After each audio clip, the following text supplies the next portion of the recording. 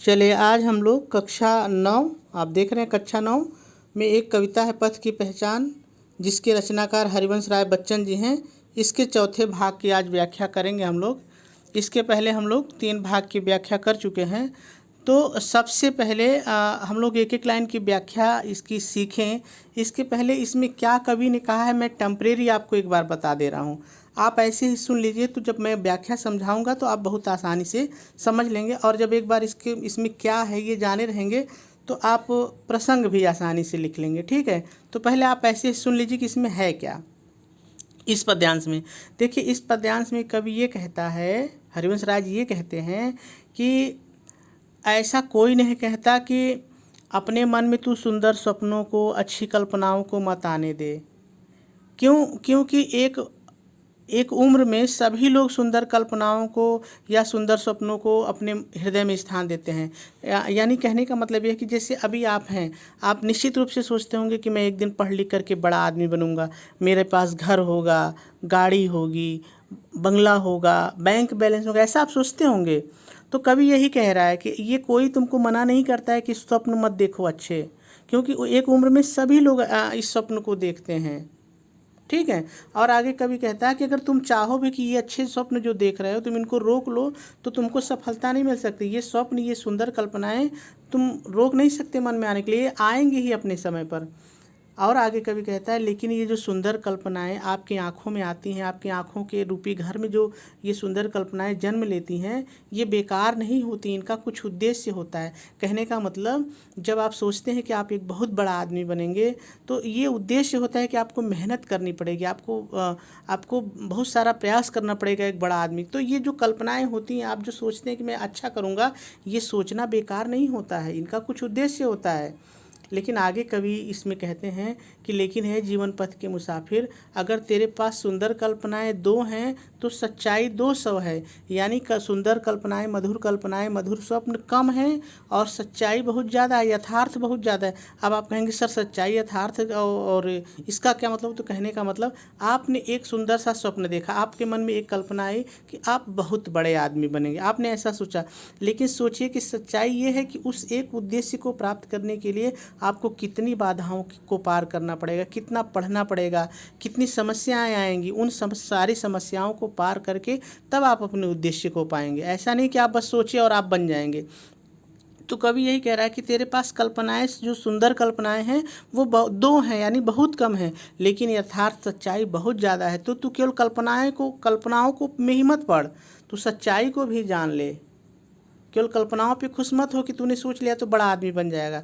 तू सच्चाई को भी जान ले कि तुझे कितनी बाधाओं को पार करना है, कितनी मेहनत करनी पड़ती है। इसलिए ए पथिक, तू रास्ते पर चलने से पहले अपने रास्ते को अच्छी तरह से जान ले। इस तरह की बातें इसमें कवि ने आपको बताई हैं। ठीक है, अब आइए हम लोग देखते हैं इसके प्रसंग को कैसे बनाएंगे।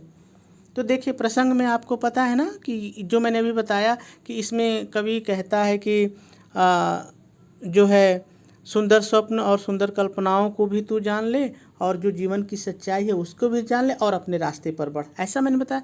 बस यही चीज़ आप सुंदर शब्दों में पिरो करके और लिख दीजिए, आपका जो प्रसंग है वो तैयार हो जाएगा। चलिए देखिए कैसे आप डालेंगे प्रसंग हेडिंग और लिखेंगे। प्रस्तुत पद्यांश में कवि हरिवंश राय बच्चन जी कहते हैं, ऐ पथ के मुसाफिर, तू मधुर सपनों और सुंदर कल्पनाओं के साथ साथ सच्चाई को जानते हुए अपने जीवन पथ पर बढ़ा चल। बस इतना ही, आपका जो प्रसंग है वो तैयार हो गया। अब चलिए व्याख्या की बात आती है। तो आपको पता है कि आप मेरे साथ पिछले 5 महीने से पढ़ रहे हैं, तो आपको पता है कि सबसे पहले हम लोग एक एक शब्द की मीनिंग देखेंगे, उसके बाद व्याख्या करेंगे। तो चलिए सबसे पहले हम लोग मीनिंग देख लेते हैं। कौन कहता है, अर्थात कोई नहीं कहता है। क्या नहीं कहता है? कि स्वप्नों को अर्थात सुंदर कल्पनाओं को न माने नहीं या मत आने दे, वही रहेगा हृदय में, मन में या हृदय में, दोनों आप ही कह सकते हैं। तो हृदय में अर्थात मन में। देखते हैं सब, क्या देखते हैं? इन्हें अर्थात इन सुंदर स्वप्नों को देखते हैं सब इन्हें, ठीक है। अपना उम्र अपनी उम्र में, अपने समय में, मैंने कहा ना कि अपनी उम्र अपने समय में सभी लोग सपने देखते हैं, आप भी देखते हैं, हम भी देखते हैं। चलिए आगे देखते हैं।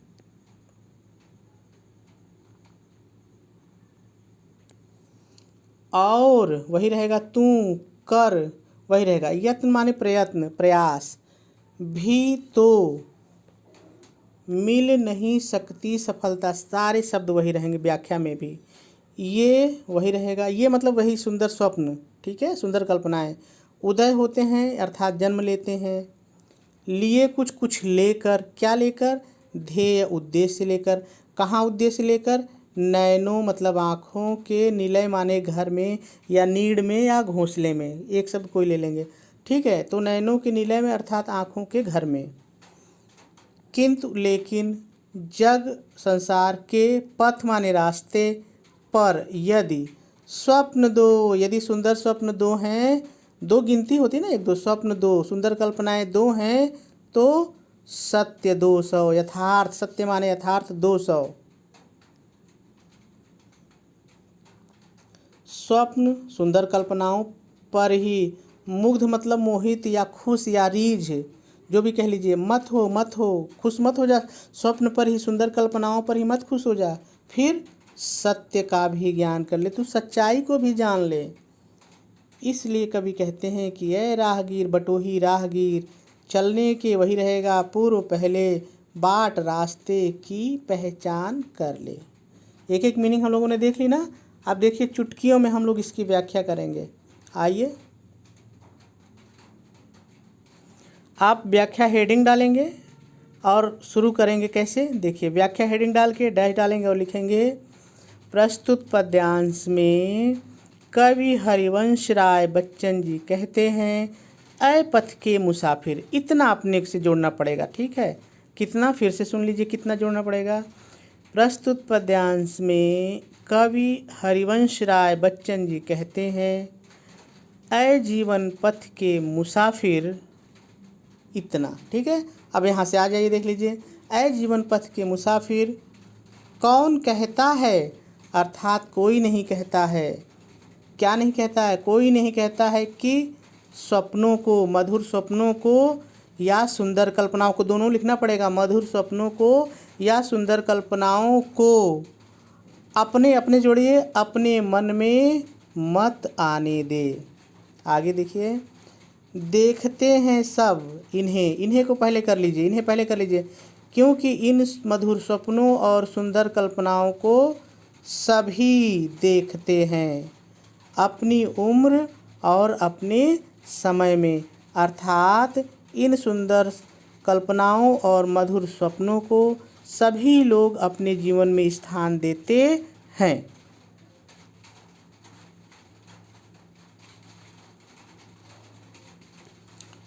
और यदि अपने से जोड़िए, और यदि तू प्रयत्न भी करेगा तो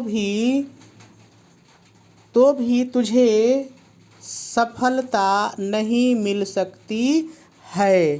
अर्थात यदि तू प्रयास भी करेगा तो इन मधुर स्वप्नों, सुंदर कल्पनाओं को मन में आने से नहीं रोक सकता है, ठीक है। ये लिखना पड़ेगा। आगे देखिए, ये मतलब ये सुंदर स्वप्न या मधुर कल्पनाएं नैनों के निलय में, आँखों के घर में कुछ उद्देश्य को लेकर जन्म लेती हैं। फिर से देखिए, फिर से एक बार देखिए, ये सुंदर, ये मधुर स्वप्न, ये सुंदर कल्पनाएं आँखों के घरों में कुछ उद्देश्य लेकर के जन्म लेती हैं। ये यूं ही बेकार उत्पन्न नहीं होती हैं। ये लिखना पड़ेगा, ये यूं ही बेकार उत्पन्न नहीं होती हैं। लेकिन, किंतु माने लेकिन, जग के रास्ते पर या जीवन पथ के रास्ते पर यदि स्वप्न दो अर्थात सुंदर कल्पनाएं दो हैं तो यथार्थ, सत्य माने यथार्थ 200। अब आगे इसमें जोड़ेंगे, अर्थात सुंदर कल्पनाएं बहुत कम हैं और यथार्थ बहुत ज़्यादा हैं। ये लिखना पड़ेगा, सुंदर कल्पनाएं बहुत कम हैं, 2 ही हैं, और सत्य 200, यानी कि स्वप्न सुंदर कल्पनाएं मधुर स्वप्न बहुत कम हैं और यथार्थ बहुत ज़्यादा है। इसलिए अपने जोड़िए, इसलिए ऐ पथ के मुसाफिर, इतना जोड़िए अपने से, इसलिए ऐ पथ के मुसाफिर स्वप्न या सुंदर कल्पनाओं पर ही खुशी मत हो, सच्चाई को भी अच्छी तरह से जान ले। देखिए, सत्य का भी ज्ञान कर ले और सच्चाई को भी अच्छी तरह से जान ले।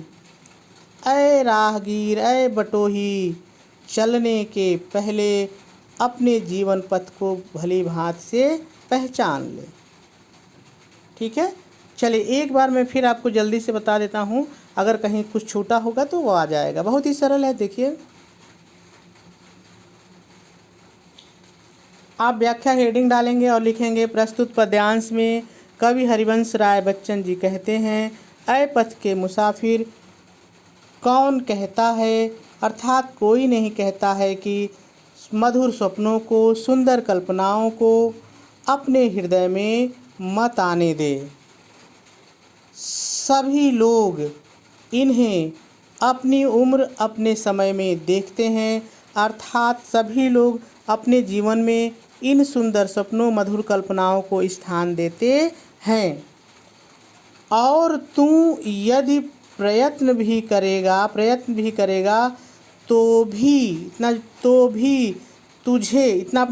तुझे सफलता नहीं मिल सकती है, अर्थात तू प्रयास भी करेगा तो इन सुंदर कल्पनाओं मधुर सपनों को मन में आने से नहीं रोक सकता है।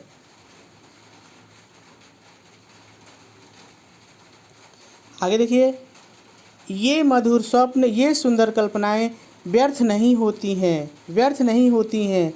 ये आँखों के घरों में कुछ उद्देश्य ले करके जन्म लेती हैं, लेकिन जीवन के पथ पर यदि सुंदर कल्पनाएं 2 हैं तो सत्य 200, अर्थात मधुर स्वप्न सुंदर कल्पनाएं बहुत कम हैं और यथार्थ बहुत ज़्यादा है। इसलिए ऐ पथ के मुसाफिर, इतना अपने जोड़ेंगे, इसलिए ऐ पथ के मुसाफिर स्वप्न पर ही तू खुश मत हो, स्वप्न पर ही तू मोहित मत हो, तू सत्य का भी ज्ञान कर ले, बल्कि तू सच्चाई को भी जान ले।